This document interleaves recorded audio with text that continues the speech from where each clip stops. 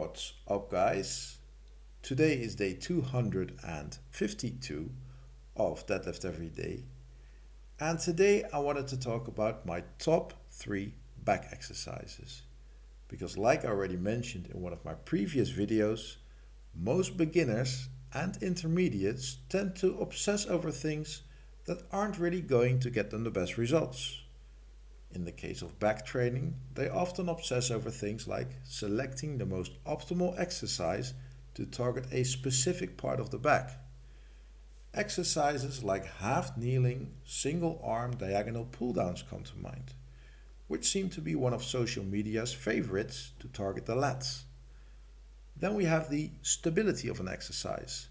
This is another thing people like to obsess over, because in theory, the more stable an exercise is, the better you can stimulate the target muscle.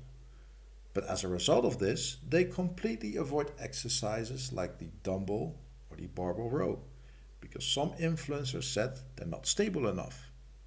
And that is all to their own detriment, because they are now avoiding the exercises that will eventually lead to the most growth. And besides that, only doing the most optimal exercises is also a highly inefficient way to train, because while they may be more optimal for one part of the back in isolation, they don't work the rest of the back, meaning that you will have to do way more exercises to get the same stimulus as you would from a barbell or dumbbell row. So while I've already given some of it away, let's now go into my top 3 back exercises. The first one is the deadlift. Now this can literally be any form of deadlift. It can be a conventional deadlift, a trap bar deadlift, or rack pull. It really doesn't matter. Just pick one and get freakishly strong on it. There is just no other exercise that hits the traps and erectors as hard as the deadlift. I mean, if you would put 2 people side by side and one of them deadlifts and the other one doesn't, you could easily pick them apart. One will have these thick erectors and traps up to their ears, while the other one will literally look like a pencil neck. They will have no density to their physique. Now, the second exercise on my list is a free weight row, which can either be a dumbbell row, a barbell row, or a variation thereof. These hit the lats, rhomboids, traps, rear delts, and even the biceps, forearms, and core extremely hard. There is just something about throwing around big weights on these exercises that will put slabs of muscle on the back of your body.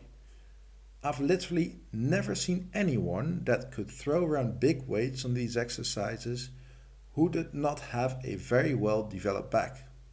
And then we have the third exercise on my list, which is the chin-up or variation thereof. These target much of the same muscles as the rows do, but place a bigger emphasis on the lats and on the biceps.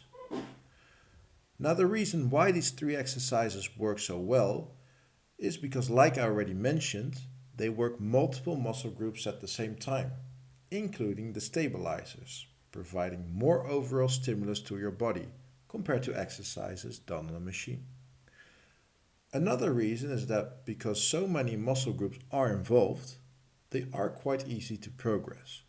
And if programmed properly, they can be loaded with very heavy weights, which is said to trigger a greater anabolic hormonal response compared to machine-based exercises. So while in theory, some exercises might seem like a better choice to target a certain muscle, the actual exercises that will get you the results are still the big basic compound movements. They call them the basics for a reason. These exercises have stood the test of time, and they are there to stay.